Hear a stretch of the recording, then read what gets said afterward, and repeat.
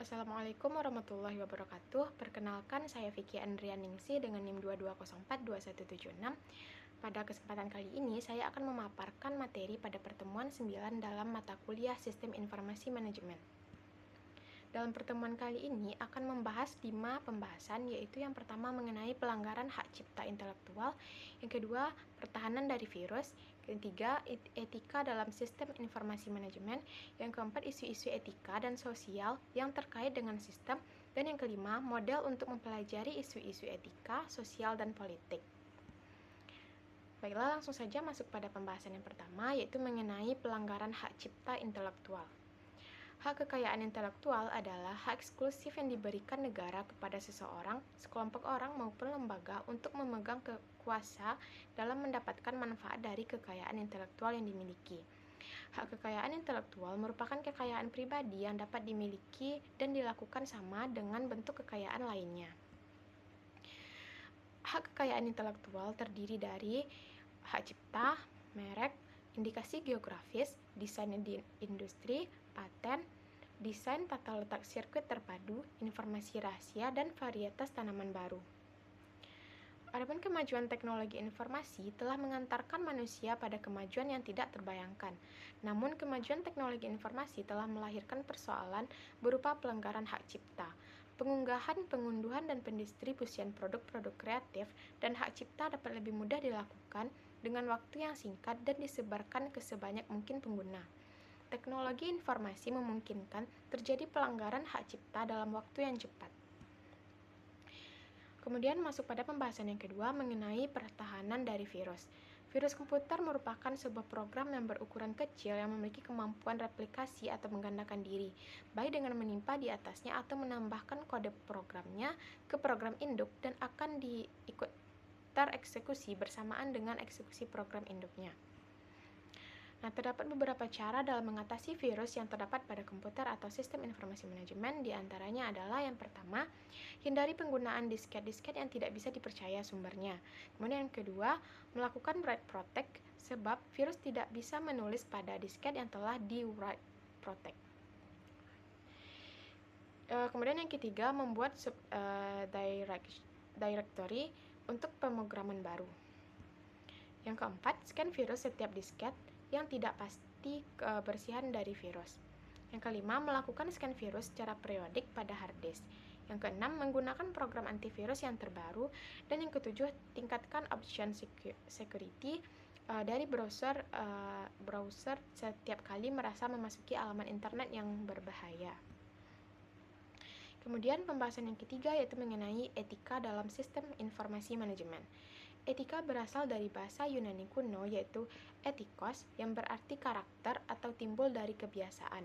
Etika adalah kepercayaan standar atau pemikiran yang mengisi suatu individu, kelompok, atau masyarakat. Menurut Reitz, etika informasi merupakan cabang etika yang terpusat pada hubungan antara pencipta, pengorganisasian, pemecaran, dan penggunaan informasi standar, etis, dan kode moral yang mengatur perilaku manusia di masyarakat.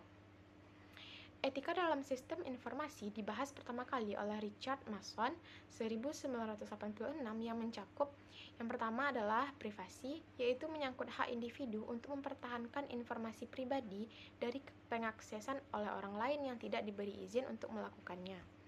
Kemudian yang kedua, akurasi, yaitu faktor yang harus dipenuhi oleh sebuah sistem informasi. Ketidakakurasian informasi dapat menimbulkan hal yang mengganggu, merugikan, dan bahkan membahayakan. Kemudian yang ketiga, properti.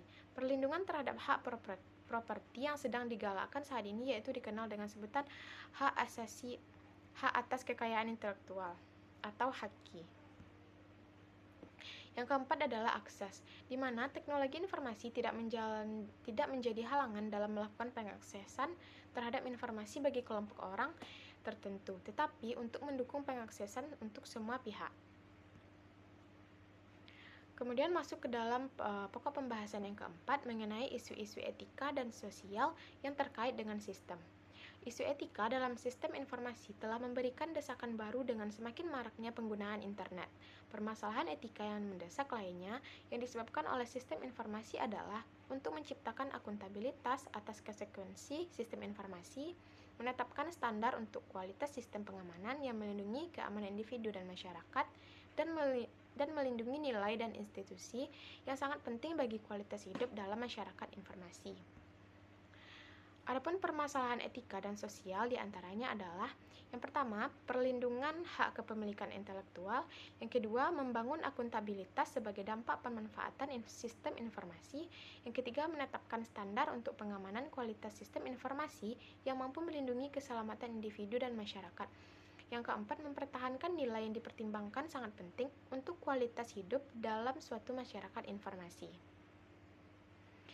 Dari permasalahan etika dan sosial yang berkembang berkaitan dengan pemanfaatan sistem informasi, terdapat tantangan yang dihadapi oleh manajemen, yaitu satu, memahami resiko-resiko moral dari teknologi baru.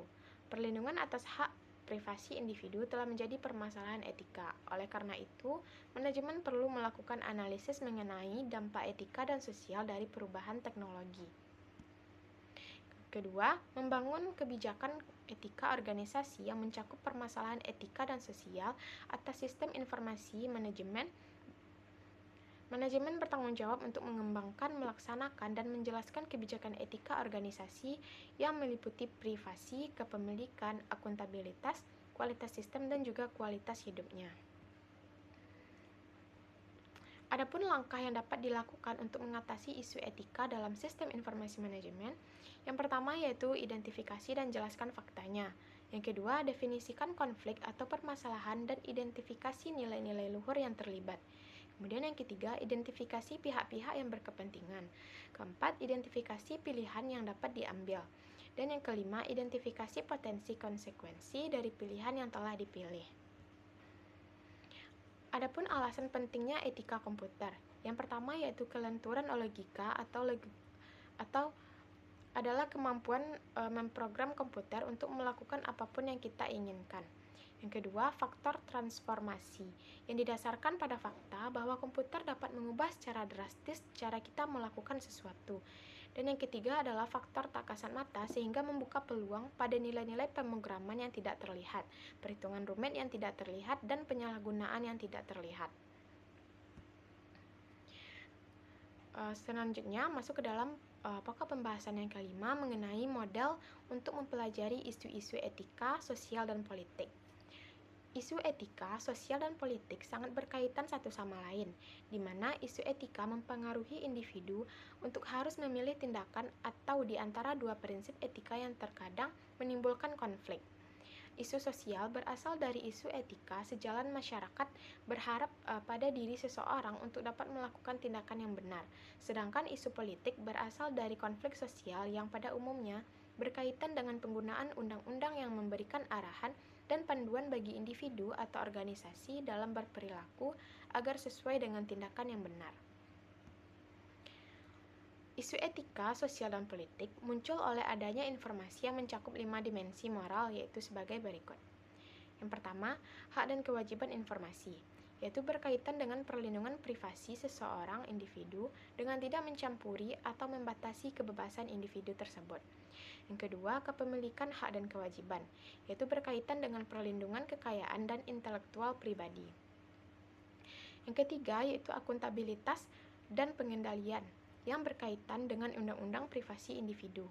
Keempat, kualitas sistem, yang berkaitan dengan standar kualitas sistem data yang harus dipenuhi untuk menghindari kesalahan dari sistem yang diterapkan untuk melindungi data. Dan yang kelima adalah kualitas hidup, berkaitan dengan dampak teknologi informasi, baik yang positif maupun negatif. Nah, dengan kelima dimensi moral tersebut dapat digunakan untuk menjelaskan dinamika yang menghubungkan isu etika, sosial, dan politik. Selain itu, model ini juga dapat digunakan untuk mengidentifikasi dimensi moral yang utama dari teknologi informasi yang saling melintasi berbagai tingkatan tindakan individu, sosial, dan politis. Demikianlah pemaparan materi pada pertemuan kali ini. Terima kasih atas perhatiannya dan mohon maaf atas kekurangan dan kesalahan. Saya akhiri dengan wassalamualaikum warahmatullahi wabarakatuh.